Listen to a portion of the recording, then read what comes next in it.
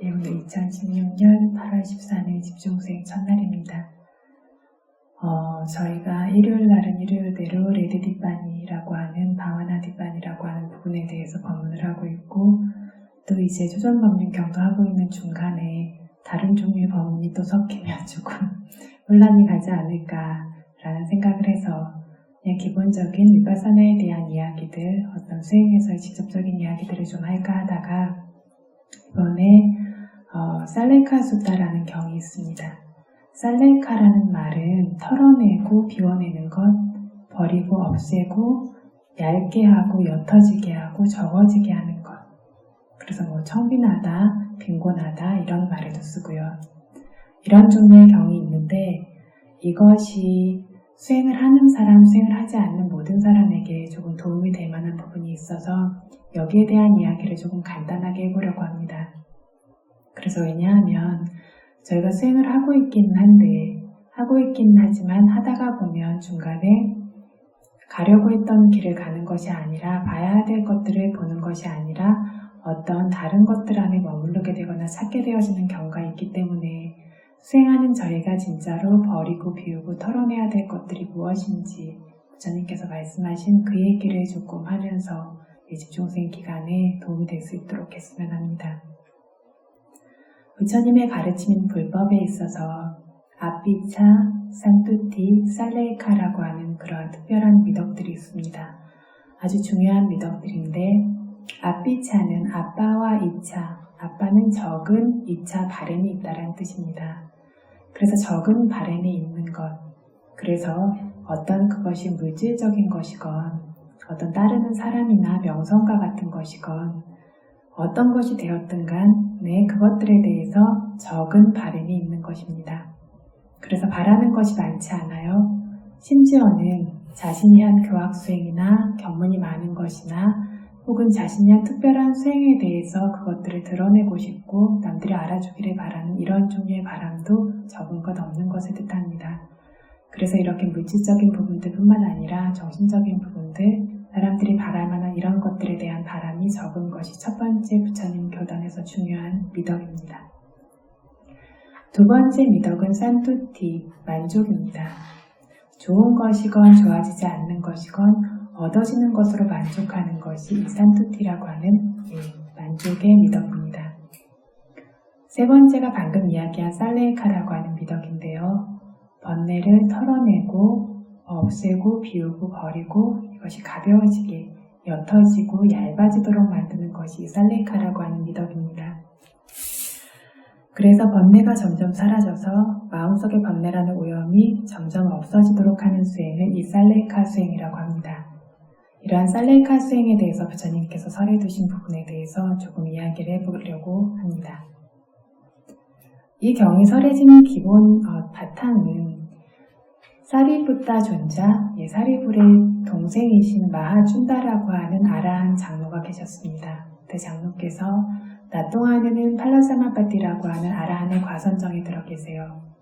어제 이제 그에 대해서 질문하신 분이 있는데 결국 아라한의 과선정에 든다라는 것은 중간에 다른 종류의 마음이 생기지 않고 마음이 열반을 계속해서 열반만의 대상으로 하고 있는 겁니다. 모든 조건 지어진 것들이 소멸되어진 열반을 계속적으로 대상으로 하고 있는 것을 과선정에 들었다고 하는 게 마치 그 세계 속에 들어가 있는 것처럼 똑같은 것을 대상으로 하는 마음이 연속적으로 생기기 때문에 그걸 과선정에 들었다라고 합니다. 그래서 이 마하준다 장로께서 낮 시간 동안에는 내내 과선정에 들어서 계셨어요. 이것이 아라한 분들이 지내시는 방식이기도 한데 해야 할 일이 있다라면 그 해야 할 일을 완전히 하고 법을 설하거나 들을 일이 있다라면 설하거나 듣는 것에 집중하고 그 이외의 모든 시간에는 이렇게 과선정에 들어서 지내는 것들이 아라한들의 특성입니다. 수행자들도 마찬가지예요. 처음에는 저희가 수행하려고 하면 너무너무 하기 싫은데 5분만이라도 하자. 나중에 조금 더 상태가 좋아지면 하루에 1시간은 끊지 않고 하자. 이런 식으로 어떻게 자기를 끌어다가 하게 되어지는데 자기 안에 법의 힘이 점점 더 자라나게 되어지고 그래서 법 안에서 어떤 생겨나는 그런 법의 맛을 보기 시작하게 되어지면 그때는 하지 말라 그래도 하게 되어지죠. 그래서 어떤 우리가 얻을 수 있는 어떤 모든 세간적인 행복들은 그것들이 한계가 있고 위험이 없는 절대적인 행복이 아니기 때문에 법으로 인해서 누릴 수 있는 행복이나 기쁨과는 비교가 되어지지 않습니다. 그래서 법의 행복을 맛본 분들은 그것을 계속해서 법 안에서 머무르려고 하는 것들이 생겨나게 되어져서 수행이 깊고 많이 하신 분들은 누가 시키지 않아도 가능한 한 수행하면서 그 어떤 법이라고 하는 알아차림이라고 하는 성인의 안전한 지역에서 지내려고 하는 그러한 성향이 있습니다. 어쨌든 그래서 이렇게 낮 시간 동안에는 팔라사마바티에 들어서 계시다가 저녁에 부처님을 뵈러 갔습니다. 그래서 뭐에 대해서 질문을 하시냐면 아따와다라고 하는 자아에 대한 견해, 유아견과도 관련해서도 그렇고 로가와다, 세상과 관련해서도 그렇고 한두 가지가 아닌 너무나 많은 다양한 견해들이 세상에 존재하고 있습니다. 그런데 이제 막 수행을 시작한 비구가, 이제 막 수행을 시작한 수행자가 수행의 대상을 마음에 취하는 것이 얼마 되지 않았는데 그것만으로 이러한 견해들, 사견들을 완전히 뿌리뽑을 수 있겠습니까? 라고 질문을 해요. 이 아라한 분께서 이렇게 질문하신 데 이유가 있는데 그 이유는 아직 이러한 번뇌를 완전히 뿌리뽑지 못했음에도 불구하고 내 수행이 특별하다, 좋은 수행이다라고 이렇게 착각하고 만족하고 있는 경우들이 그런 것들이 있기 때문에 이것에 대해서 부처님께 질문하고 부처님께서 확실하게 답변하실 수 있도록 이런 질문을 가서 던집니다. 그래서 세상에 이렇게 자아와도 관련되고 세상과도 관련되어진 수많은 사견들이 있습니까? 라고 이렇게 여쭙습니다. 그래서 우리는 오온이라고 하는 이 물질과 정신현상과 관련해서 그것들을 자아라고 여기는 이 물질 안에 자아가 있다라던가 물질 자체가 자아라던가 그쵸? 아니면 자아가 물질에 퍼져 있다라든가 자아의 그림자처럼 물질이 있다라든가 이런 식으로 다양한 견해들을 가져요. 물질을만 관계해서 그런 것이 아니라 오온, 느낌, 상, 그리고 행위라고 하는 형성, 의식까지 이 모든 것들을 자아와 결부해서 여러 가지 견해를 가집니다. 세상과 관련해서도 항상하다라고 하는 견해, 세상은 계속되어진다. 계속해서 영혼이 여기에서 저기로 옮겨다니는 것이다. 이런 종류의 견해는 거의 대부분의 사람들이 가지고 있는 견해고 반대로 단견론, 이 생이 끝이고 다음 생은 없다라고 하는 종류의 견해는 부처님 당시는 좀 드물었는데 지금은 굉장히 많은 견해가 되었습니다. 그래서 이것이 많은 견해가 되어진 이유 중에 하나가 과학이나 이렇게 눈에 보이는 것들을 중시하는 세상으로 점점 변하면서 눈에 안 보이는 건 믿으면 안 된다라고 하는 사고가 팽배해지고 이런 것들을 글을 쓰시는 분들 자체가 굉장히 글을 잘 쓰세요. 게다가 이것이 한 번뿐인 생이기 때문에 그런 말 많이 하죠. 죽으면 다 끝인데 있는 동안 다 누려야 된다라고 하는 그런 욕망을 부추기는 종류의 어떤 생각이기 때문에 더더욱이나 점점 더 이 견해들이 많이 퍼져나가고 있는 것 같습니다. 그래서 다 끝이다, 단견론이라는 견해도 있고 이도 아니고 저도 아닌 견해도 있고 이런 식으로 다양한 견해들이 있습니다. 이렇게 다양한 견해들이 있는 이유는 이 모든 견해들이 어떤 확실한 근거를 가지고 있는 견해는 없습니다. 눈에 보이는 것들을 기반으로 해서 유추하고 생각함으로부터 인해서 이러한 다양한 종류의 견해들이 생기게 됩니다. 이것보다 조금 더 수준이 높은 종류의 견해들도 있어요. 범천신과 관련되어진 견해, 범천신이라고 하는 존재를 보았기 때문에 우리가 죽으면 이 자아들이 다 범천신, 범아라고 하는 큰 아트만에 가서 붙게 되어진다라든가 이런 종류의 견해들이 있고 이 아트만이 다 어떤 창조한 것이다 이런 종류의 견해들도 있는데 이거는 처음에 생겨나게 된 거는 신통력을 얻어서 전생을 보고 이랬던 분들이 자기가 범천계에 갔던 기억을 되새기기 때문에 이런 견해가 생겨난 겁니다. 그래서 뭘 보긴 봤는데 제대로 보지 않았기 때문에 뭔가 짝이 난 그런 견해들이 됐어요. 그래서 있는 그대로 실제로 있는 것들을 정확하게 알고 볼 수 없기 때문에 그런 힘이 없기 때문에 제각의 각각의 존재들은 자기의 마음이 원하는 다양한 견해들을 끊임없이 오늘날에도 만들어내고 있습니다. 끊임없이 만들어내고 있지만 크게 묶었을 때는 62가지 정도로 나눠지는 겁니다. 아무리 점점 더 많이 생겨도 큰 틀 안에서 이 62가지를 벗어나지는 못합니다. 어쨌든 이렇게 사견이 많은데 그것 자체가 있는 그대로 실제하는 것들을 알지 못하기 때문에 생겨나는 이런 사견들입니다. 그래서 부처님께서 이 질문에 대해서 세상의 이런 수많은 사견들은 오온으로부터 오온 안에서 생겨난다. 그리고 오온 안에 잠재하고 있다라고 이야기하십니다. 이 물질과 정신이라고 하는 오온을 있는 그대로 알고 볼 수 있는 지혜의 힘이 없기 때문에 이것이 나다, 항상하다, 그리고 이것이 항상하고 내 마음대로 되어지는 것이니까 좋은 것, 행복한 것이다 라고 이렇게 여기게 된다라는 거죠. 이런 식으로 오온에 잠재하고 있는 사견의 자리이자 이 사견의 자리이자 대상인 오온이라는 물질과 정신 현상을 저희가 이렇게 수행을 통해서 주시하게 되어졌을 때에는 그것들이 끝없이 생기고 사라지면서 항상하지 않은 것을 알게 됩니다. 항상하지 않은 걸 알게 됐을 때 뭐가 사라지냐면 나라고 하는 자만이 사라집니다. 그래서 무상을 보는 것과 자만은 굉장히 가까워요. 나는 이렇다, 나는 저렇다라고 하는 것은 나라고 지금 믿고 있는 이것이 계속될 거라고 생각하기 때문에 자만이 생겨납니다. 그렇죠? 그런데 이 물질 현상도 뭐냐면 수없는 많은 물질들, 수만 개, 수억 개 이런 종류의 단위가 아닌 그보다 훨씬 많은 물질 무더기들의 조합체가 이 몸입니다. 정신현상 역시 수없는 정신현상들이 생기고 사라지면서 무수히 생겨나는 것들의 조합체가 이 정신입니다. 조건에 따라서 이 물질과 정신현상들이 끊임없이 생겨나서 작용하고 사라져 가고 있는 것이 우리가 나라고 믿고 있는 것의 실체입니다. 수행을 한다라는 것은 그래서 이 실체를 들여다보는 일입니다. 그래서 이것들이 생기고 사라지고 하면서 항상하지 않은 것을 알게 되었을 때에는 나라고 하는 항상하다라고 해서 생겨나게 되는 자만이 사라지게 되어지고 항상하지 않으니까 불만족스러워요. 그것들이 유지되어지지 않고 자꾸나 무너지게 되어지면 이러한 불만족이 필연적으로 존재하게 되는데 그렇기 때문에 좋다고 생각하고 취하고 만족스러워하는 그러한 어떤 가래가 사라집니다. 불만족이라고 하는 고통을 보게 되기 때문에 가래가 사라집니다.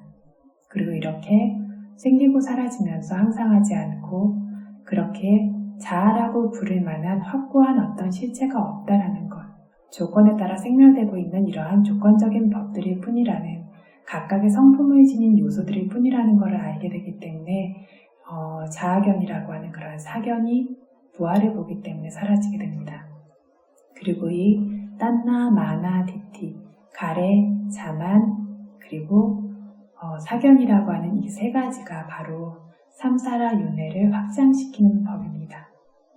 이 세 가지 때문에 삼사라 윤회가 계속해서 늘어나게 되어지고 반대가 되어지는 이것들의 반대가 되는 무상고 무아를 보게 되어졌을 때 이러한 것에서 사견이 잘리게 되어지고 가래와 자만이 잘리게 되어지면서 더 이상 삼사라 윤회가 길어지지 않는 겁니다. 저희가 하고 있는 수행이 그래서 그런 수행입니다. 그래서 부처님께서 이것들은 오온에서 생겨난다라고 이렇게 말씀을 하셨어요. 그리고 이것들을 있는 그대로 바르게 아는 위파사나의 지혜, 도의 지혜를 통해서 이것들을 있는 그대로 바르게 아는 사람에게만 이러한 자아와 세상과 관련되어진 수많은 사견들이 뿌리 뽑히게 제거되어지게 된다라고 부처님께서 말씀하셨습니다. 위파사나의 지혜를 통해서 저희도 그래서 이것들이 무상하고 고통스럽고 내가 아니라는 것들을 봐요. 처음에는 물질적인 것들의 생멸만을 보게 되어지지만 지혜가 성숙되게 되어지면 정신적인 부분조차 조금 전 이야기한 것처럼 끝없이 생멸하면서 항상하지 않은 것들을 보게 될 때 실제로 이 무상고 무아가 확고하게 드러나게 되어지고 세상과 자아라고 하는 것에 대한 오온에 대한 잘못된 견해들이 사라지게 되어지는데 여기서 뿌리 뽑는다라고 하는 것은 이런 위파사나 지혜 정도로 이야기하는 것은 아닙니다. 이것이 성숙되어져서 도의 지혜에 다르게 됨으로써 그래서 도의 지혜에 다르게 됐다라는 것은 조건이 되는 번뇌가 멈추게 되었을 때 열반이 뭐죠? 번뇌로부터 가래로부터 벗어난 걸 열반이라고 합니다. 조건이 되는 번뇌가 멈추게 되어졌을 때 이 조건 지어진 모든 현상들의 생멸이 멈추게 되어지는 것을 깨닫는 게 도의 지혜입니다. 그렇기 때문에 이 원인과 결과에 의해서 생겨나고 있는 이런 물질과 정신현상의 조합이라는 것을 너무나 분명하게 알고 보기 때문에 그래서 이러한 유아견과 같은 그러한 사견이 사라지고 더 이상 생기지 않게 됩니다. 완전히 뿌리 뽑히게 되었습니다. 이것이 수다원입니다. 여기서 부처님께서 말씀하시고 싶은 것은 뭐냐면, 그래서 이렇게 완전히 뿌리 뽑을 수 있는 그러한 최소한 수다원이 된 사람에게만 이러한 사견이 뿌리 뽑힌다라고 이야기를 하시고 싶은 겁니다. 왜냐하면 저희가 수행하고 있지만 어떤 이들은 세간선정 안에서 이것이 특별한 법이다라고 하고 머무르는 경우가 있고, 어떤 이들은 어떤 위파사나 수행 안에서 조금 특별한 경험들, 이것들을 특별한 법이다라고 하고 머무르는 경우가 있기 때문입니다. 그래서 우리가 실제 수행해야 되는 수행이 무엇인가에 대해서 이것을 부처님이 살레카 수행이라고 하는 수행으로서 가르치신 겁니다. 그래서 여기에서 부처님께서 이것들을 위파사나의 지혜, 도의 지혜로 삼법인으로 분명하게 주시하는 사람에게만 사견이 제거된다라고 말씀을 하신 다음에, 이 부처님 교단에서도, 이 불법 안에서도 어떤 일부의 비구들은 제1선정에 들어서 지낸다라고 이야기를 하세요. 선정에 대해서 이야기를 하십니다. 1선정에 들어서 지내는 것을 이야기하시면서 선정의 성품 특성에 대해서도 이야기를 하십니다. 선정은 뭐냐면 위위제이 까메히, 감각적 쾌락들로부터 벗어나 있는 상태입니다. 1선정, 감각적 쾌락들로부터 벗어나 있고, 그리고 마음의 장애 요소들이 완전히 가라앉아 있는 상태입니다. 그게 선정이죠. 장애 요소라고 하면 어떤 것들이 있죠? 감각적 쾌락, 의심, 성냄, 맞아요. 티마미타, 나태함, 우다자, 꾸꾸자, 산란함과 근심. 그래서 이것들이 없습니다.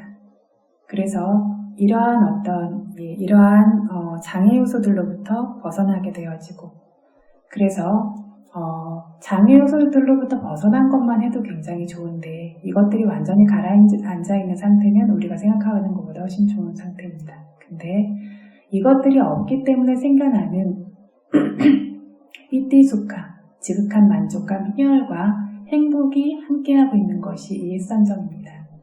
그뿐 아니라 대상에 분명하게 조준해서 계속해서 대상으로 향해주고 있고, 대상을 분명하게 알 수 있도록 숙고하는 것과 같은 위타카 위자라라고 하는 선정의 요인들이 굉장히 분명하게 생겨납니다. 그렇구나. 장애 요소가 없고 마음에 이렇게 선정의 요소들이 충분하구나 라고 하지만, 마음이 저희가 수행하면서 조금만 모여져도 굉장히 청정해지는 것을 느끼죠. 마음의 장애 요소가 완전히 없는 상태라는 것은, 그래서 극식 이렇게 강한 삐띠수카라고 하는 만족감과 희열과 행복이 생길 정도로 지극히 비할 바 없이 행복한 상태입니다. 그리고 이런 선정 상태에 들어가게 되면 심지어 꼼짝도 않고 움직이지도 않고 여러 시간 동안 머무를 수도 있습니다. 그 선정의 대상을 취하면서 그 기쁨 안에서 굉장히 오랜 시간 동안 머물 수 있고, 이렇게 지극히 깨끗하고 몰입되어져 있고 번뇌로부터 완전히 멀어져 있는 상태이기 때문에, 이런 일부의 어떤 부처님 교단에서도 비구들은 일선정에 들어 지내면서 내가 특별한 법을 얻었다라고 생각을 한다는 거죠. 정확한 부처님의 표현은 뭐냐면, 이것이 그렇게 지내면서, 도달이 지내면서 이것이 번뇌를 털어내는 살레카 수행으로 지내는 것이다 라고 이렇게 생각할 수도 있다 라고 부처님께서 말씀하셨습니다. 번뇌를 약화시키고 털어내고 있는 살레카라고 하는 수행, 없애고 버리는 수행으로 내가 지내고 있는 것이다 라고 생각하는 수행자가 있다라고 하셨습니다. 그런데 부처님께서 그렇게 뭐라고 말씀하시냐면, 하지만 이 어떤 성스러운 교단, 성인들의 교단에서 이것은 번뇌를 털어내고 없애는 그러한 수행이 아니다라고 얘기하십니다. 그건 단지 현재에 행복하게 지내는 법일 뿐이다라고 이야기하십니다. 저희가 행복하기 위해서 뭘 하는데, 아까 말씀드린 것처럼 일반 사람들은 감각적 쾌락 안에서 행복하지만, 이런 행복들은 결과가 좋지 않고 마음이 점점 더 탁해지고 둔해지고 힘들어져요. 그죠? 그래서 오래 하라 그래도 할 수 없는 것들이 많습니다. 선정의 행복은 그렇지가 않아요. 법의 행복으로 이루어지고 번뇌로부터 멀어진 종류의 행복이기 때문에 굉장히 깨끗하고 큰 만족감이 있다는 거죠. 그래서 선정을 수행하는 사람은 선정 안에서 머무르기를 바라고, 위파사나를 수행하는 사람들은 위파사나에서 본산매라고 하는 것이 도화과죠. 열반을 보는 그런 수행 안에서 머물기를 바라는 겁니다. 비할 바 없는 훨씬 더 우월한 종류의 행복이기 때문에. 근데 이거는 부처님께서 단지 현재 행복하게 지내는 것, 그런 행복을 추구하면서 지내는 것이지 번뇌를 털어내는 수행은 아니다라고 말씀하셨습니다. 그래서 그 다음에 부처님께서 2선정, 3선정, 4선정 하나씩의 선정에 대해서 이야기하세요. 2선정, 3선정, 4선정에 들어서 지내는 일부의 어떤 수행자들이 있고 이 수행자들 역시 내가 번뇌를 털어내면서 굉장히 번뇌와 멀어진 지극히 고요하고 평화로운 상태예요. 그렇게 지낸다라고 그렇게 생각할 수 있지만 그렇지 않다라고 이야기하시고 무색계 선정, 호공만을 대상으로 하는 선정, 호공을 대상으로 하는 그 마음을 대상으로 하는 선정, 이 두 가지가 없는 아무것도 없는 것을 대상으로 하는 선정, 있는 것도 없는 것도 아닌 아주 미세한 것을 대상으로 하는 무색계 선정에 대해서도 하나씩 이야기를 하십니다. 이건 역시 번뇌로부터 멀어진 사레카 수행을 수행하는 것이다 라고 어떤 수행자들이 생각하지만 어떤 일부 수행자들이죠. 부처님 교단에. 그거는 부처님께서 원하는 교단에서 수행자들이 부처님이 원하는 모습의 수행자들이 아니라는 겁니다. 이 경우는. 그런데 이렇게 무색계 선정에 들어서 이렇게 지내는 사람들도 이건 역시 살레카 수행을 수행하는 건 아니다. 번뇌를 털어내는 건 아니다. 단지 고요하게 평화롭게 지내는 것이다. 무색계 선정까지 가게 되었을 때는 굉장히 섬세하고 고요함이 있어요. 굉장히 평화로운 상태가 있어요. 어떤 종류의 생성도 잘 생겨나지 않아요. 물질적인 것들은 이미 다 가라앉아 버렸습니다. 그런데 이건 역시 단지 고요하게 지내는 것일 뿐이다 라고 하셨습니다. 그래서 이렇게 말씀하신 이유는 이것들이 굉장히 특별한 법인 것 같지만 이것이 위파사나 수행의 기반으로 작용해서 위파사나 수행을 할 수 있고 번뇌를 실제로 잘라내는 쪽으로 가지 않는다면 이것의 결과는 현재 행복하고 범청계에 가게 되고 또다시 윤회를 받는 결과밖에는 없기 때문입니다. 그래서 부처님 교단에 있으면서 선정만을 수행한다라면 부처님 불법을 만나지 않은 것과 똑같다라고 합니다. 그래서 부처님 불법을 만나서 교단 안에서 선정을 수행한다라는 것은 반드시 그것이 위파사나로 연결되어지면서 도화가를 얻음으로써 번뇌를 완전히 잘라내는 쪽으로 연결되어졌을 때에만 이것이 부처님께서 바라셨던 결과입니다. 선정이 선정으로 끝난다면 단지 현재 행복하게 지내는 것, 고요하게 지내는 것 이외에는 없다라는 겁니다. 심지어 저희가 번뇌를 매 순간순간 제거해가고 지혜를 성숙시키는 위파사나 수행을 해요. 위파사나 수행에서도 이렇게 선정의 요소가 있다라는 이야기를 전해드린 적이 있어요. 그래서 일선정과 같이 대상에 딱딱 가서 붙는 것처럼 마음이 대상에 착착 이렇게 보내려고 하는 곳에 가서 붙고 몰입되어져 있고 그렇게 볼 수 있는 일선정의 선정의 요소와 같은 것들이 있는 것이 위파사나 지혜에서는 삼말사나 냐나라고 하는 무상고 무아를 숙고하는 무상고 무아를 보기 시작하는 그런 지혜에서 시작되어집니다. 그러니까 만족감이나 이런 것들도 있고 대상을 알아차리기가 굉장히 좋아요. 그런데 그것이 특별한 법이냐면 아직 아닙니다. 그죠? 그것이 지나가고 나서 생멸을 아는 지혜, 우다야바야냐나라고 하는 생멸을 아는 지혜가 생기게 되면 위따까 위짜라라고 하는 대상을 알아차리기 위해서 계속 조준을 해주고 대상을 어루만지는 것과 같은 요인이 사라지고 마치 대상이 저절로 나타나서 마음이 저절로 알고 있는 것 같은 현상이 생겨납니다. 그래서 이렇게 위따까 위짜라와 같은 선정의 요인이 사라지고 저절로 알아지기 때문에 삐띠라고 하는 기쁨, 만족감이 굉장히 현저한 상태에 이르게 됩니다. 이 우다야바야냐나라는 생멸의 지혜를 아는 지혜가 더욱더 성숙되게 되어지면 이때는 약간 들뜬 것과 같은 삐띠라고 하는 현상은 사라지게 되어지고 좀 더 안정감이 있는 행복감, 이것이 좀 더 가라앉은 종류의 행복감이 드러나게 되어지면서 세간선정의 3선정과 비슷한 선정의 요소를 지닌 위파사나 수행이 시작됩니다. 그 다음에 반가냐나라는 소멸을 보는 지혜부터 시작해서는 이러한 행복감도 없어요. 평정하게 치우치지 않은 우베카라고 하는 중립적인 마음만이 두드러지게 생겨나게 되어집니다. 상카루페카냐나에 갈 때까지 어떤 위파사나 지혜의 거의 마지막 단계에 갈 때까지 이렇게 중립적인 것들이 우월한 상태를 유지하게 되어집니다. 그러다가 이렇게 알아차림이 굉장히 좋아지고 조건 지어진 모든 대상의 평정함을 가질 수 있는 그런 지혜의 단계가 생겨나게 되어졌을 때 어떨 때에는 이렇게 텅 비어있는 허공과 같은 것, 물질적인 부분이 다 사라지고 그것만을 보는 상태가 수행자에게 생겨나기도 하고 어떨 때는 텅 빈 상태도 아니고 알고 있는 마음만을 다시 알아야 되는 상태가 생겨나기도 해요. 무색계 1, 2선정과 비슷합니다. 어떨 때에는 이 두 가지가 아무것도 없는 상태를 알기만 하는 그런 상태가 생겨나기도 하고 어떨 때는 의식 자체가 너무나 미세해져서 있는 것도 없는 것도 아닌 그러한 종류의 의식 상태가 생겨나기도 합니다. 이렇게 굉장히 섬세한 어떤 의식 상태가 위파사나 수행 안에서도 세간 선정의 단계처럼 변화하면서 생겨나는 것이 있습니다. 어쨌든 이 모든 것들이 사람들이 살면서 쉽게 경험했던 일들은 아니에요. 산에 버섯을 캐러 간 사람이 허연 것만 봐도 와 버섯이다 하고 마음이 이렇게 휙 가는 것처럼 법을 구하는 수행자이기 때문에 뭔가 조금만 특별한 게 있으면 아 이건가 보다라고 하고 달려가는 마음이 누구에게나 있습니다. 있는데 이렇게 만나게 되어지는 다양한 지혜와 경험들이 특별한 법이냐면 아니라는 겁니다. 그쵸? 그때 이것들 안에 만족하고 머물러 있게 되어졌을 때 지혜의 발전은 더 이상 없죠. 그렇기 때문에 이것들에 머물러 있는 것이 아닌 법, 이것들이 아니라 실제로 우리가 수행해야 될 것이 무엇인지, 뭐를 없애고 뭘 털어내고 해야 되는 것인지에 대해서 부처님께서 설명하신 겁니다. 그래서 이렇게 세간적인 선정이 쌀레카 수행이 아니라고 일단 부처님께서 이야기를 하셨어요. 그리고 번뇌를 뿌리 뽑아서 털어내고 제거할 수 있는 그런 쌀레카 수행을 해야 한다라고 하시면서 이 쌀레카 수행이 무엇인가 라는 점에서 44가지나 이야기를 하셨습니다. 첫 번째가 위행사. 위행사라고 하는 것은 해치고 괴롭힌다라는 뜻입니다. 해치고 괴롭히는 것에서 벗어나는 것을 뜻합니다.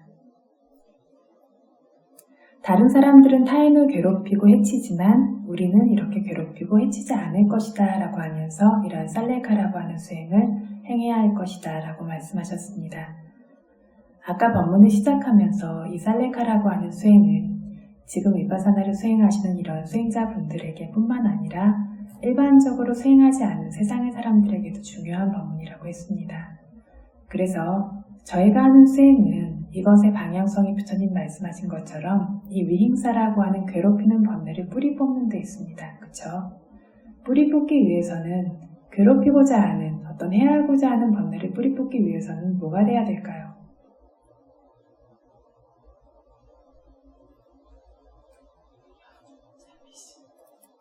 이것을 뿌리 뽑기 위해서는 성냄이 사라져야 되겠죠. 성냄이 사라지는 것은 아나함의 도가 생길 때 성냄이 사라집니다. 그쵸? 아나함의 도가 생길 때까지 계속 수행할 수 있을 때 이것이 사라진다는 거죠. 처음에는 계율로서 지켜야 될 것이고 좀 해치고 괴롭히고 싶은데 자기의 계율을 존중하기 때문에 뭔가 입의 행위를 존중하기 때문에 이러한 그것들을 행할 수가 없어요. 마음속에 생겨나는 종류의 것들은 집중을 통해서 알아차림을 통해서 그것들을 거친 것들을 제거하고 잠재적인 것들은 지혜를 통해서 매 순간순간 제거하고 마지막에는 완전히 뿌리 뽑게 되어집니다. 그래서 이렇게 해치지 않는다라고 하는 것을 수행해야 된다라고 부처님께서 이야기하셨습니다. 일단 이 44가지에서 먼저 이름을 먼저 이야기하겠습니다. 첫 번째가 위행사라고 하는 해함, 이것이 없는 것이라고 했어요. 두 번째는 빠나띠바다, 살생이 없는 것입니다. 세 번째는 아딘나다나, 훔치고 약탈하고 빼앗는 것이 없는 것. 네 번째는 아브라마자리야, 삿된 음행이 없는 것.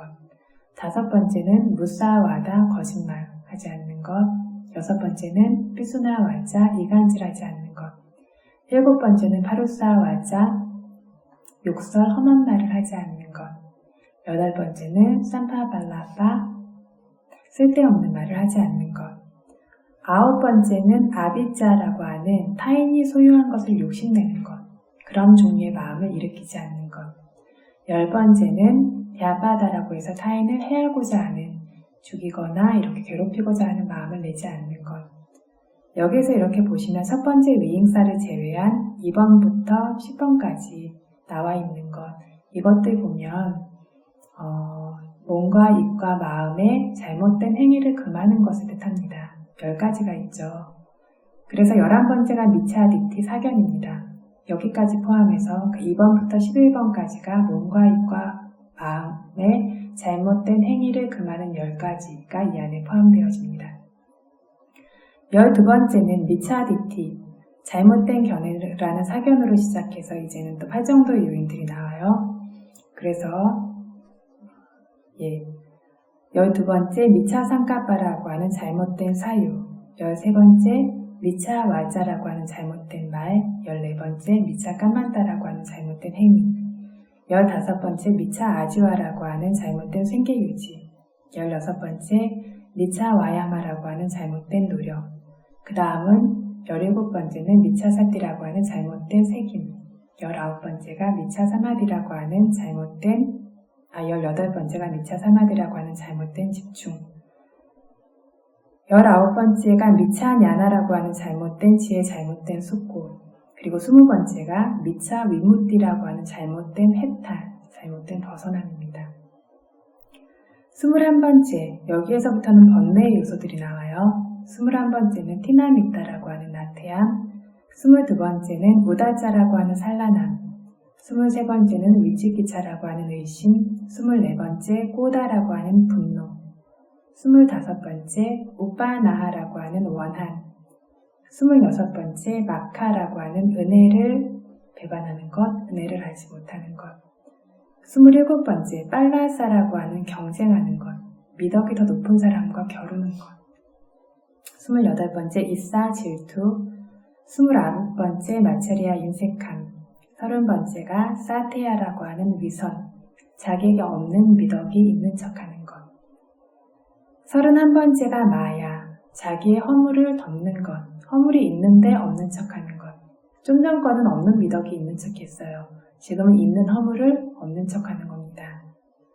32번째가 탄바, 이거는 뻣뻣하게 공손할 수 없고 예를 표할 수 없는 겁니다.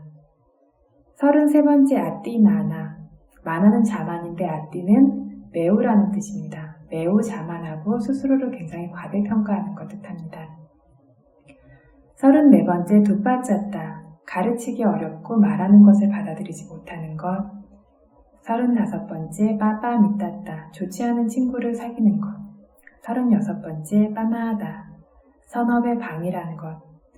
37번째 아사따따, 신심이 없는 것. 38번째 아이리까, 부끄러움을 모르는 것. 39번째 아누따빠, 두려움을 모르는 것. 40번째 아빠수따따, 견문이 적은 것. 굉장히 많죠? 4개가 나왔는데 41번째 꼬사자 게으름, 42번째 무타사자 사띠 알아차림을 완전히 놓고 있는 것. 뭐 쉽게 말해서 정신줄을 놓고 있는 것처럼 그런 거. 43번째 두빤니았다, 지혜가 없는 것, 특히 윗바사나 지혜가 없는 것 뜻합니다. 44번째가 산디티 바라마사, 견해가 굉장히 확고한 고집을 말해요. 어떤 거냐면 잘못된 견해를 꽉 쥐고 절대 놓지 못하는 것. 이렇게 44가지가 있습니다. 여기에 대한 이야기를 하고 싶었던 이유가 저희가 수행을 한다라고 하는데 어떤 번뇌에 대한 부분들을 많이 보지 못하는 경우가 있습니다. 그래서 전에 이제 저희 마음을 속이는 완자나에 대해서 법문을 계속 했던 적이 있어요. 일요일에. 그게 끝나면 번뇌에 대한 얘기를 좀 했으면 한다라는 이야기를 했는데, 왜냐하면 저희들이 보는 것만 보려고 하고, 그리고 마음 안에 생겨나는 번뇌에 대해서 약간 이것들을 보지 않고 인정하지 않으려고 하면서 이것들을 허용해 두고 키우려는 경향들이 있기 때문에, 그래서 수행을 하고 있는데 어떤 사람이 별로 변하지 않는다면 이것은 수행이 발전되지 않기 때문이기도 하고요. 또 어떤 것에 걸려있기 때문이기도 하고요. 그래서 수행을 한다는 것은 기술적인 것이 아니라 마음의 번뇌를 제거해 나가는 과정이기 때문에, 그래서 알아차림을 할 때에도 머리를 써서 하는 게 아니라 진심을 다해서 알아차림을 하고 공손하고 주의 깊게라는 말을 많이 하죠. 그래서 이렇게 번뇌가 제거되어져 가고 마음이 정화되고 순화되는 과정이 함께 가게 되어집니다. 그 얘기는 어떤 번뇌에 우리 마음이 계속해서 걸려있다라면 그것이 장애가 돼서 수행이 조금 어려울 수도 있고 이런 것들이 생겨나기도 한다는 겁니다. 뒤쪽으로 가서 마음이 점점 더 섬세해지고 수행이 점점 좋아질수록 이런 경향성이 있습니다. 그래서 이러한 번뇌의 부분에 대해서 이렇게 볼 수 있고 일상에서건 수행 안에서건 우리가 내고 있는 이러한 번뇌의 부분들에 대해서 알고 있고 이것들을 알아차림으로써 비우고 털어내고 없앨 수 있는 수행을 하게 되어졌을 때 이것이 진짜 부처님께서 말씀하신 살레카의 수행이다. 이것들을 털어냄으로써 번뇌를 소멸하는 수행이다라는 이야기를 중국에는 조금 하고 싶어서 번뇌에 대한 것들 우리가 알고 있지만 마음이 정말 모르는 건 아닌데 아닌 듯이 여기고 있는 부분들이 많이 있죠.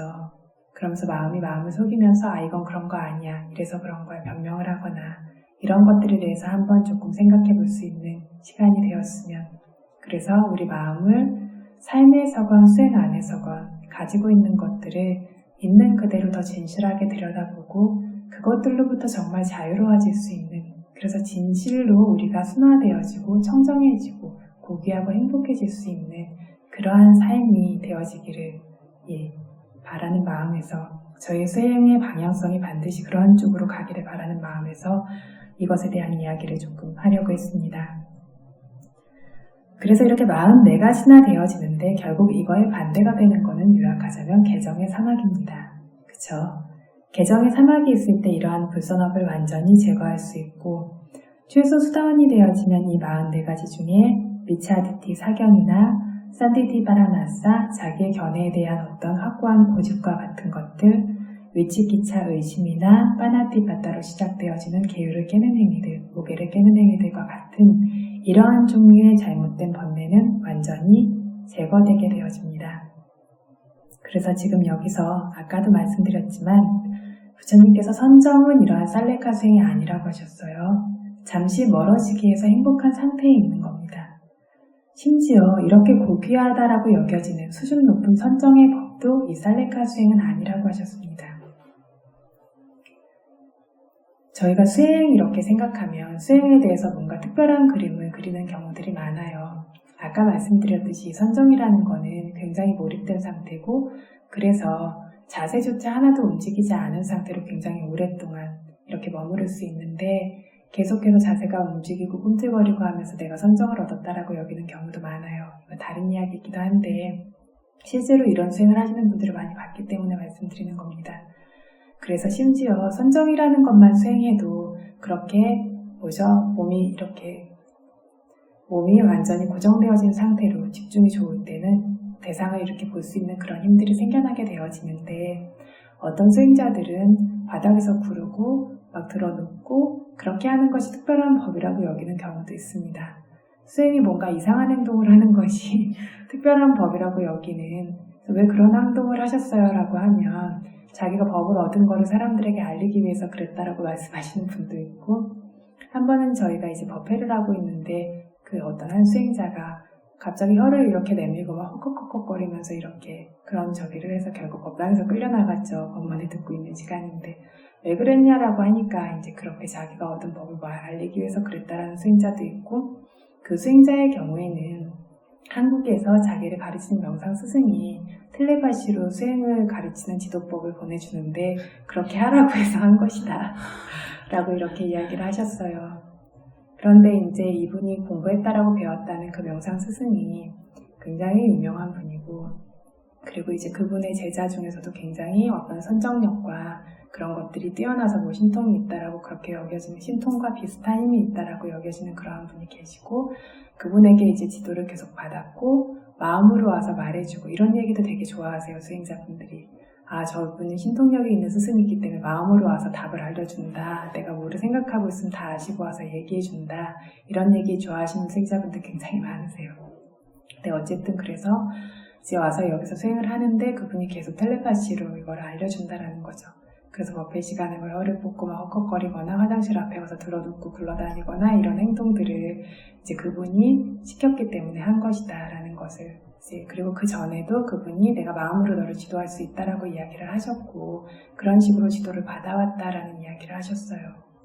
그래서 마음에 생겨난 생각들이 어떤 종류의 생각인지 모르는데 이것이 진짜 어떤 특별한 신통을 가진 사람이나 뭔가 그런 것이 나한테 주는 계시다라고 이렇게 자기가 생각하고 싶은 대로 생각하는 경우가 있고 내가 마음으로 상대에게 가르침을 줄 수 있다라고 생각하는 것도 그 사람의 단지 생각일 뿐일 수도 있습니다.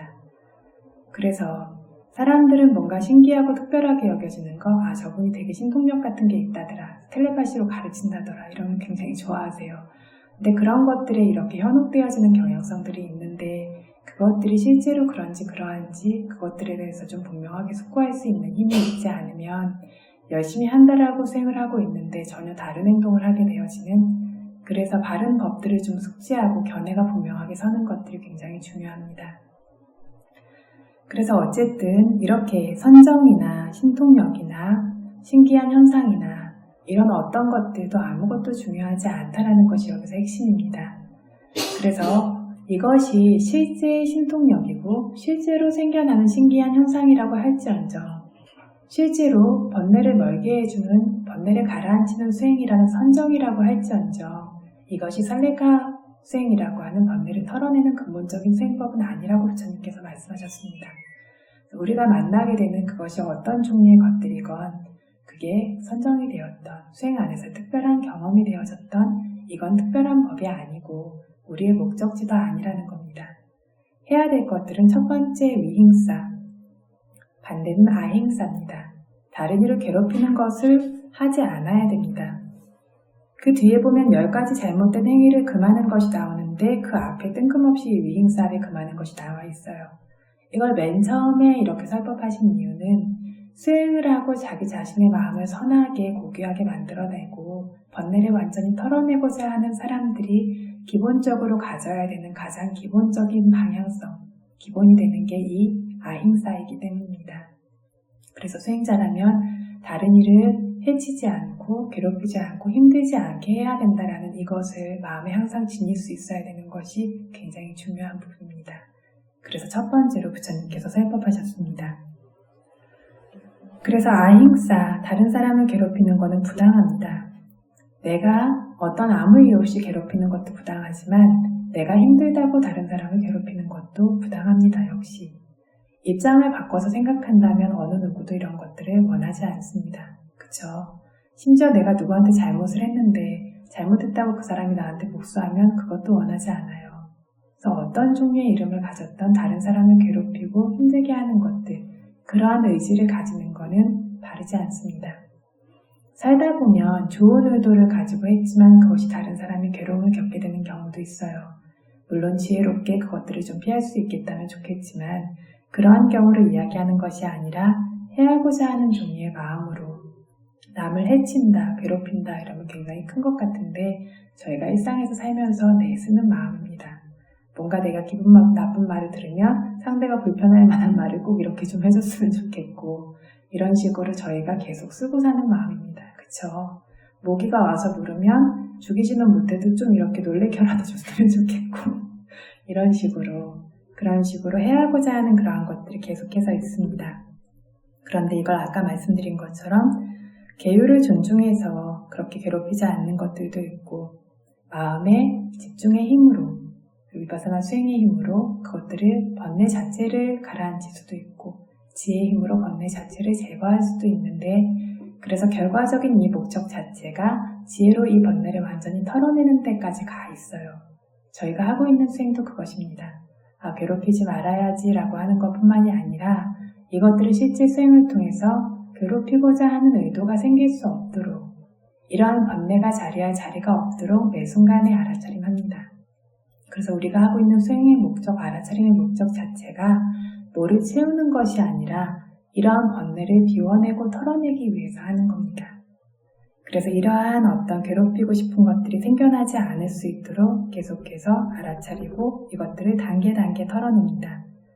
그렇기 때문에 말로만 보면 해치지 않은 것 선정 두 개를 딱 놓고 보면 선정이 더 귀한 것 같죠. 선정이 더 높은 법 같아요. 근데 이 선정이 위파사나의 조건이 되어지는 번뇌를 완전히 제거하기 위한 기반으로서의 선정이 아니라면 이 아행사라고 하는 지금 여기서 말하는 것은 단계로 이 번뇌를 완전히 털어내고자 하는 거죠. 이것이 살레카라고 하는 털어내는 수행이고 더 고귀한 수행이라는 겁니다. 부처님께서 그리고 말씀을 하세요. 춘다여 선업의 법들 안에 마음이 생겨나는 것만으로도 이익이 굉장히 많다라고 나열에는 설한다. 선업의 마음에 대한, 선업의 법들에 대한 마음을 일으키는 것만으로도 그 이익이 굉장히 많다라고 부처님 말씀하십니다. 그것이 행동으로까지 옮겨져서 다나실라 바와나, 보시, 지계, 수행이라고 하는 선업의 행위를 하게 되어지는 것은 말할 것도 없다라는 거죠. 그런 생각을 불러일으키는 것만으로도 그것이 굉장히 이익이 많고 귀한 일이다 라고 부처님께서 말씀하십니다. 이 생각들로부터, 이 마음들로부터 선업이 생겨나죠. 그래서 보시도 하고 계율도 지키고 여기 와서 이렇게 집중수행에 들어오신 분들도 그런 선업적인 생각을 일으키고 그 생각에 따라 여기 와서 앉아 계세요. 그쵸? 그리고 그 마음들 그대로 계속해서 수행이 이루어졌을 때에는 점점 더 법의 흐름이 생겨나게 될 것이고 원하는 목적지에 도달하게 될 겁니다. 여기서 한 가지 더 말씀드리고 싶은 게 마음을 법의 방향성을 가지고 그걸 위해서 계속해서 가고 있다라면 자연스럽게 그 법이 자라나게 되어져요. 나무를 심어놓고 물도 주고 햇볕도 주고 그러면 크지 마라 해도 나무가 자라나게 되는 것과 같습니다. 그래서 마음이 자연스럽게 법의 쪽으로 기울어가고 수행의 쪽으로 기울어갈 수 있도록 노력을 게을리하지는 않고 노력하고는 있지만 그것이 자연스럽게 이루어질 수 있도록 내버려 두세요. 이렇게 되어야져야 돼. 부처님 말씀 듣고 그것이 강한 어떤 의지나 바람으로 오는 것들은 좋은데 이렇게 돼야 돼, 저렇게 돼야 돼, 이렇게 마음의 불선업이 들어오면 안 되는데 하는 식으로 스스로의 마음을 너무 옥죄이게 되어지는 것들은 오히려 선업의 흐름들이 생겨나는데 방해가 될 수도 있습니다. 그쵸? 내가 해야 될 일들을 지금 하고 있다라면 자연스럽게 그 안의 흐름은 반드시 자라나게 되어져 있습니다. 그래서 해야 될 일들을 점점 더 많이 하고 제대로 할 수 있도록 그 노력을 하되 그와 관계되어져서 또 다른 번뇌가 생기고 스스로를 괴롭히는 일이 생기지 않을 수 있도록 그러한 자연스러움과 이건 역시 좀 털어내고 내려놓을 수 있는 그러한 마음이 있어야 됩니다. 그래서 어쨌든 부처님께서 선업의 법들을 마음으로 생각하는 것만으로도 이익이 매우 많기 때문에 해치지 않는 사람이 되겠다는 생각을 일으켜야 된다라고 하셨습니다. 또한 길에 울퉁불퉁한 길과 평평한 길이 있으면 평평한 길을 선택함으로써 울퉁불퉁한 길을 피할 수 있죠. 그쵸? 두 갈래의 길이 있을 때 평평한 길과 울퉁불퉁한 길이 있으면 평평한 길을 선택함으로써 울퉁불퉁한 길을 피한 것이 되는 것처럼 이렇게 위행사라고 하는 해침과 괴롭힘이 있을 때 해치고 괴롭히지 않음이라고 하는 길을 선택함으로써 해치고 괴롭힘을 피하는 것이 될 수 있도록 해야 한다. 저희도 정신줄을 놓는 알아차림이 없는 것과 알아차림이 있는 것 안에서 알아차림이 있는 쪽을 계속 선택함으로써 알아차림이 없음이라고 하는 번뇌가 사라질 수 있어요. 그렇죠? 반대의 것을 선택해야 된다. 그리고 이것이 바로 괴롭히는 사람들, 보통 모든 존재는 괴롭히곤 합니다. 모든 존재는 괴롭히고자 하는 그러한 잠재적 번뇌를 가지고 있습니다. 이런 괴롭힐 줄 아는 사람들의 괴롭히지 않는 수행이 그래서 괴롭힘이라는 나쁜 습을 금하기 위한 것이 된다. 다른 길을 선택하듯이 그 수행이 괴롭히는 것이 된다. 괴롭힘이라는 나쁜 습을 금하기 위한 것이 된다라고 말씀하셨습니다. 그리고 또 말씀하신 것이 모든 불선업은 아래로 가게 된다라고 얘기하셨어요. 모든 불선업은 아래로 가게 된다. 뭐가 아래로 갈까요? 모든 불선업은 아래로 가게 한대요. 아래가 어딜까요? 그래서 사학도에 가죠. 사학도에 가고 사학도에 가지 않아도 생이 비천해진다라든가 그쵸? 뭐 외모나 재산이나 명성이나 얻고자 하는 어떤 삶의 수준들을 얻을 수 없는 것들이 있는데 불선업이 아래로 끌어당기고 아래로 가게 하는 첫 번째 것은 뭐냐면 마음입니다. 결국 마음의 수준이 낮아지도록 한다는 겁니다. 그리고 이 수준 낮은 마음이 그 사람의 삶을 끌어내려요. 저급한 삶으로 끌어내리고 사학도와 같은 곳에 떨어지게 하고 그래서 모든 불선업은 아래로 가게 한다. 질병에 시달릴 수도 있고 가난이나 어떤 가난에 시달릴 수도 있고 단명할 수도 있고 이런 종류의 모든 우리가 좋지 않다라고 수준 낮다라고 생겨지는 결과들이 생기게 하는 것이 불선업이고 모든 선업은 위로 가게 한다라고 하셨어요. 모든 선업이 뭘 위로 가게 하냐면 첫 번째로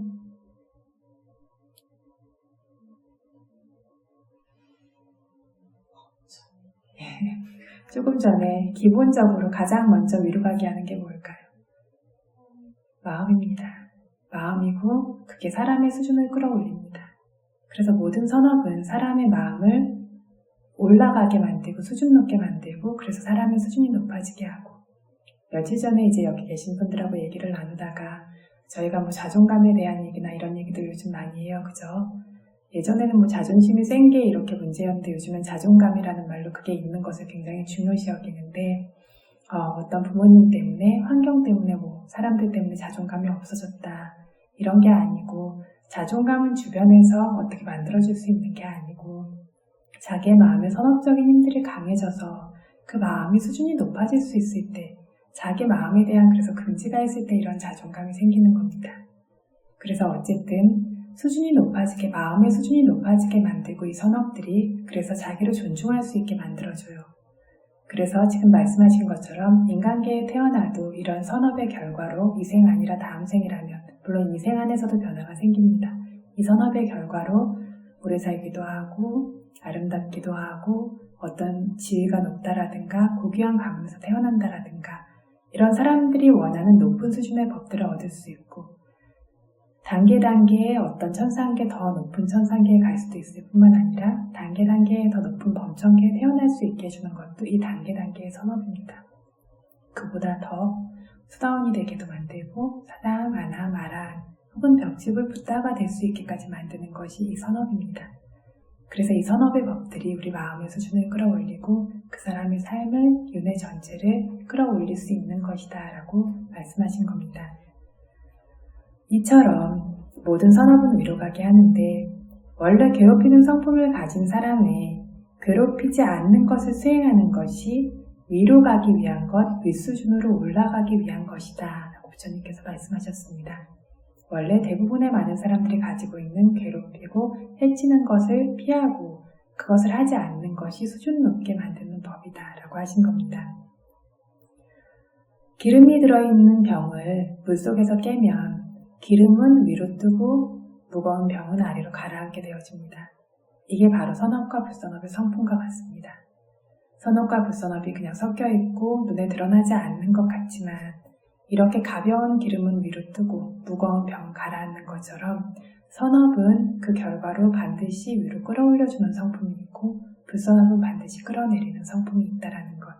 이것이 선업과 불선업의 특성과 같은데 이렇게 우리가 위로 올라가고 싶다라면 이러한 살레카 수행이라고 하는 번뇌를 털어내고 비워내는 수행을 고귀한 수행을 할 수 있어야 된다. 위행사라는 해함을 금하고 아행사라는 해치지 않음을 행해야 한다. 그렇게 됐을 때 점점 그 수준이 올라갈 수 있을 거다. 세상에 근데 부당하고 나쁜 방법으로 돈 벌고 지위가 높아지고 명예를 얻는 사람들도 있어요. 그죠? 그건 뭘까요? 이렇게 얻은 어떠한 수준 높은 법들은 절대 확고하지가 않습니다. 오래 머무르지가 못해요. 어떤 것이 되어졌던 선업을 기반으로 해서 얻어진 이 수준 높은 이것들만 확고하게 머무를 수가 있습니다. 이러한 차이가 있습니다. 그래서 정리를 하자면 부처님 말씀은 사람들은 괴롭히곤 하지만 우리는 괴롭힘이 법이 없도록 하겠다. 번뇌가 엷어지게 하는 수행을 수행하겠다.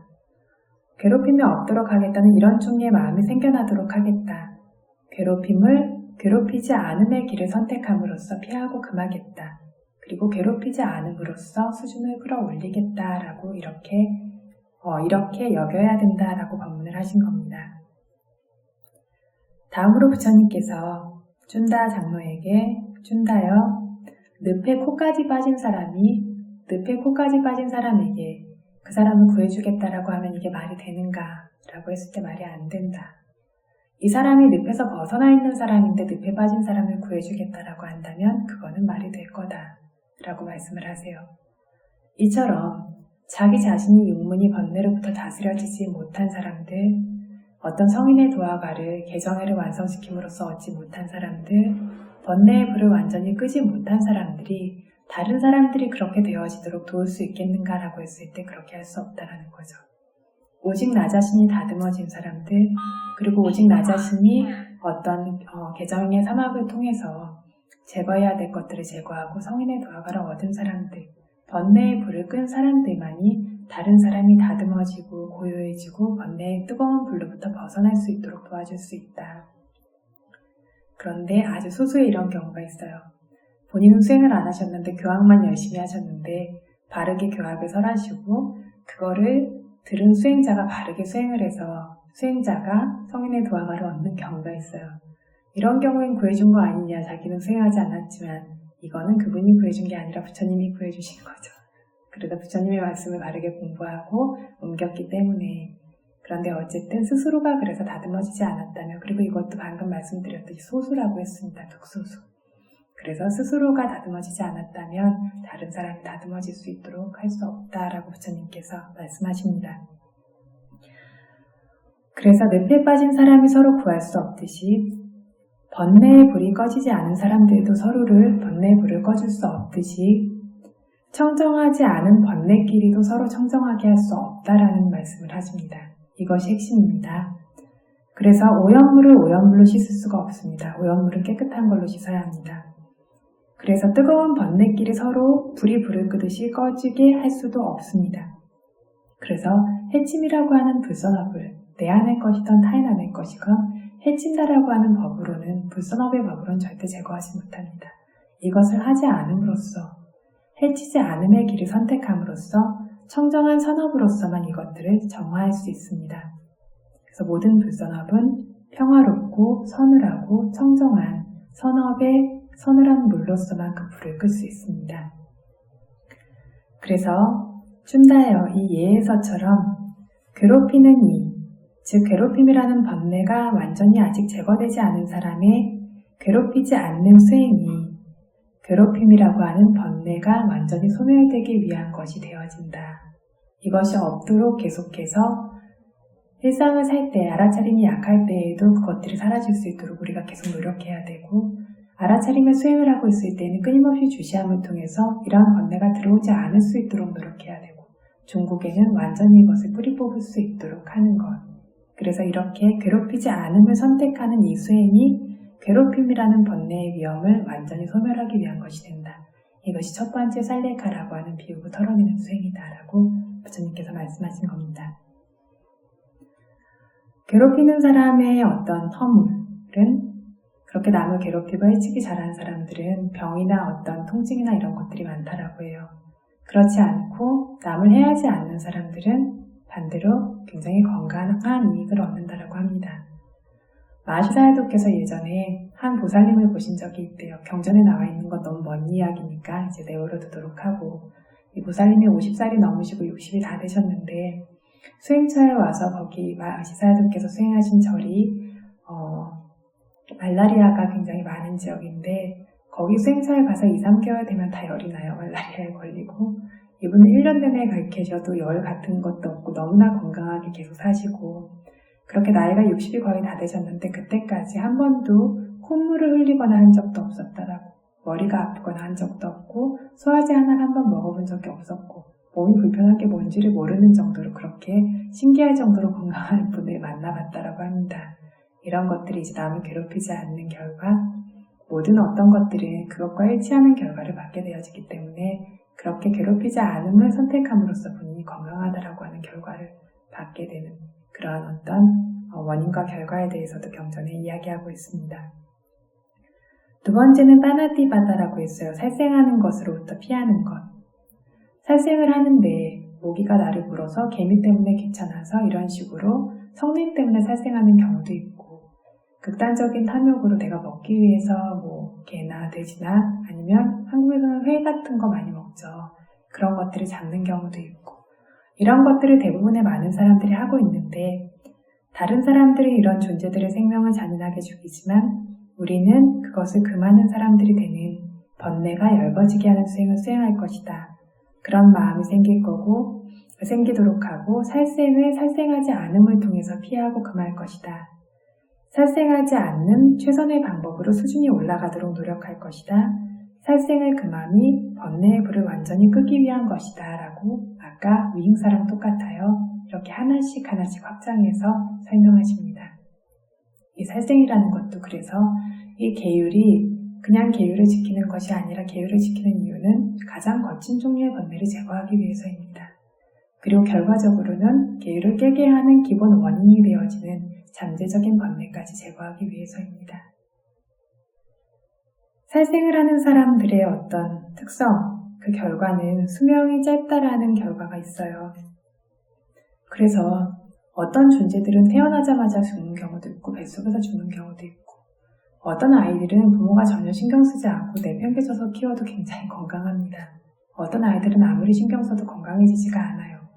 이렇게 수명이 짧고 길고 이런 것들이 살생업과 관계가 있는데 그럼 일찍 어린아이가 죽음으로써 자식이 죽음으로써 고통받는 부모의 경우는 무슨 업을 지었기 때문일까요? 그죠? 부모는 본인이 죽은 건 아닌데 자식이 일찍 죽어서 고통받는 경우가 있어요. 그죠? 그 경우는 무슨 업 때문에 그렇게 될 것 같으세요? 조금 비슷하긴 한데 방관한 거보다는 더 도와주는 것까지는 아닌데 마음으로 동의하는 거죠. 기뻐하고 그것을. 어떤 살생업을 짓는 사람을 옆에서 보면서 저기 벌이 와가지고 나를 쏠까봐 너무 무서운데 옆에 사람이 탁 잡아주니까 너무 좋아요. 약간 이런 것들 그런 식으로 마음으로 좋아하고 좀 마음으로 동의하는 이런 것들이 그런 부모나 가족이 마음 아파야 되고 고통스러워야 되는 그런 업을 받게 한다라고 합니다. 어쨌든 살생에 이런 업이 있어요. 근데 살생업을 금하게 되어지면 불살생을 하게 되었을 때에는 아름답다라는 건 뭐냐면 팔다리도 멀쩡하고 몸도 이렇게 조화롭게 균형이 맞아져 있고 그리고 몸도 깨끗하고 부드럽고 기품 있고 다른 사람이 가지고 있는 좋은 것들을 다 한 번에 없애버리는 것이 살생이라는 행위입니다. 그렇죠? 그걸 하지 않음으로써 그것들을 지켜주는 것과 같은 것이 되어져요. 이런 아름답고 깨끗하고 부드럽고 기품 있고 팔다리 이런 것들이 다 멀쩡하게 달려있고 균형도 이루어져 있는 그런 결과라든가 수명이 길고 다른 사람이 어떤 해치거나 살해당하거나 이런 식으로 죽게 되어지지 않는다는 결과라든가 건강하고 힘이 세고 민첩하고 몸에 어떤 속력을 낼 수 있는 그런 결과라든가 주변에 사람이 많고 주변 사람들한테 사랑받고 그리고 말을 할 때에도 어떤 사람은 좋은 의도로 말하는데 말이 되게 허물이 있는 사람들이 있어요. 그럼 사랑을 못 받죠. 말을 하거나 할 때에도 허물이 없는 말을 할 수 있다라든가 그리고 슬픔이 없고 사랑하는 사람이나 재물이나 아니면 자기를 따르는 사람들과 헤어지는 일 이런 것들이 파괴되어지는 일이 없고 이것이 살생하지 않는 것의 이익이고 또 용감하고 솔직하게 터놓고 말할 수 있는 힘이 있고 다른 이가 해하지도 않고 겁내거나 동요하는 일이 없는 것 이것들도 살생업이 없는 사람들이 얻게 되어지는 이익입니다. 이런 것들을 이렇게 가만히 보면 나는 정말로 살생업이 많았구나. 살생업과 다른 사람을 해치고 괴롭히는 업이 정말 많았구나. 어떻게 여기서 포함되는 게 하나도 없지? 라는 생각이 드는데 실제로 이렇게 보면 주변을 주의 깊게 보시면 사람이 제각각의 다른 것은 각각의 가진 업 때문이죠. 제각각이 다 다른 모습을 하고 있고 다른 마음을 가지고 있고 다른 상황 속에서 살고 있어요. 아까 말씀드린 보살님처럼 굉장히 건강한 분들도 있고 굉장히 오래 사는 사람들도 있고 이렇게 몸도 아름답고 주변을 사랑받고 이런 분들도 있고 그렇지 않은 경우도 있고 이러한 것이 살생업과 관계되어진 부분이었습니다. 지금 시간이 조금 지나갔는데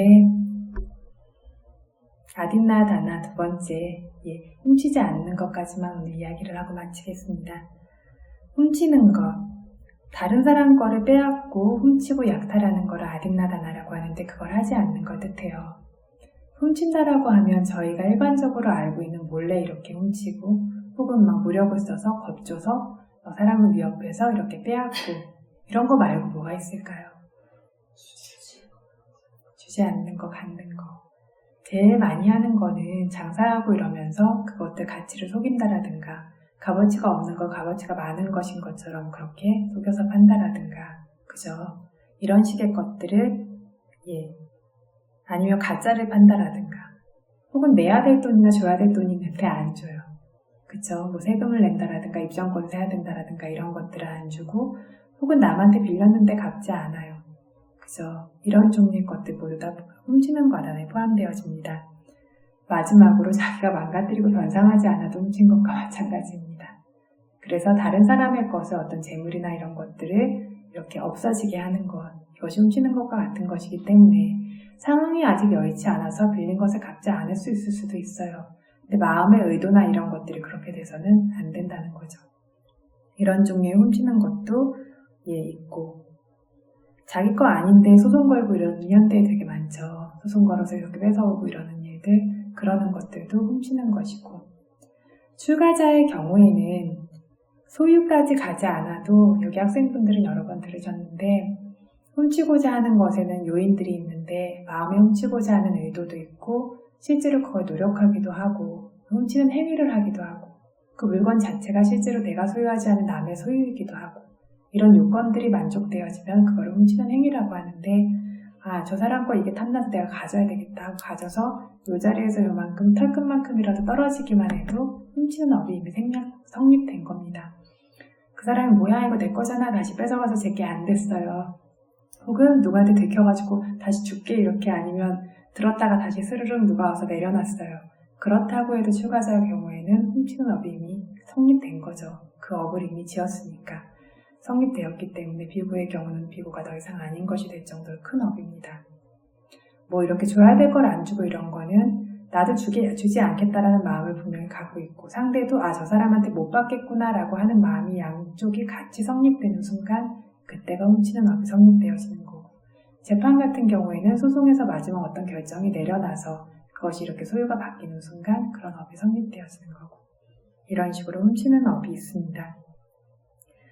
이거는 그래서 역시 사학도에 가게 하는 결과를 가지고 오는데 가장 그래도 그 허물이 적게 생겨나는 가장 나은 그나마 허물은 사학도에 잇따라가 올라오게 되었을 때 인간계에서 재산을 잃게 되는 것. 이것이 가장 작은 결과라고 합니다. 그래서 이렇게 이것을 금하면 훔치는 것을 금하게 되었을 때는 훔치는 업이 없는 사람은 재물이 풍족하다라고 하는 결과가 있고 없는 게 뭔지 잘 모르는 그런 사람들 있죠. 뭐가 없는 게 뭔지를 모르게 풍족하게 자라는 그런 사람들이 있어요. 없는 게 뭔지를 모르는 그런 거. 그리고 어떤 것도 생겨나고 원하는 게 있으면 빠르게 얻게 되어지고 그리고 재물이 확고해서 위험이 있어도 소실되지 않아요. 뭐 수재가 났다라고 해서 사람들께 다 쓸려가지 않아요. 쓸려가는 사람 건 쓸려가고 그나마 남는 것들이 있는 것처럼 불이 나도 다 타는 게 아니죠. 위험이 있어도 심지어 재물이 소실되어지지 않는다.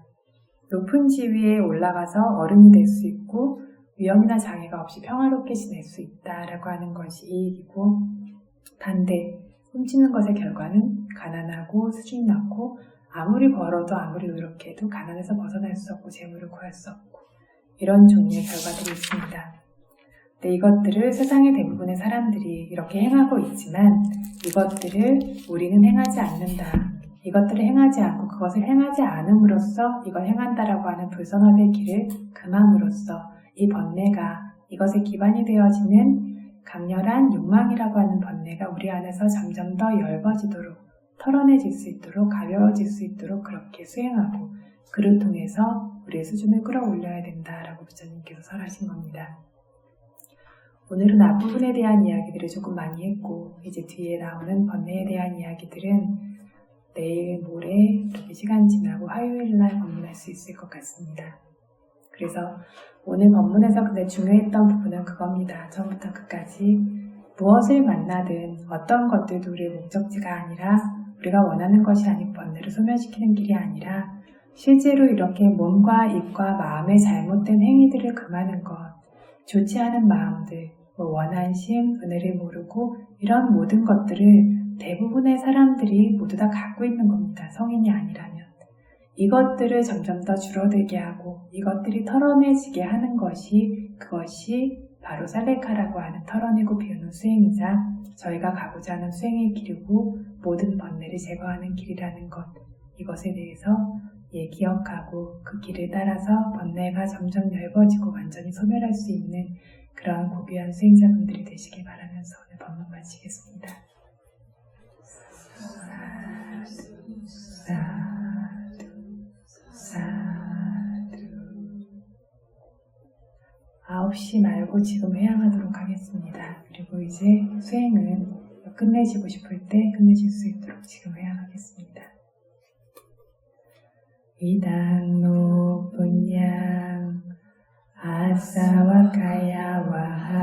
호두 이단노 분양 니빠나사 바차유 호두 이만노 분야바강 사빠사타난 바제마 사페 사타 수키타 바완투 사두 사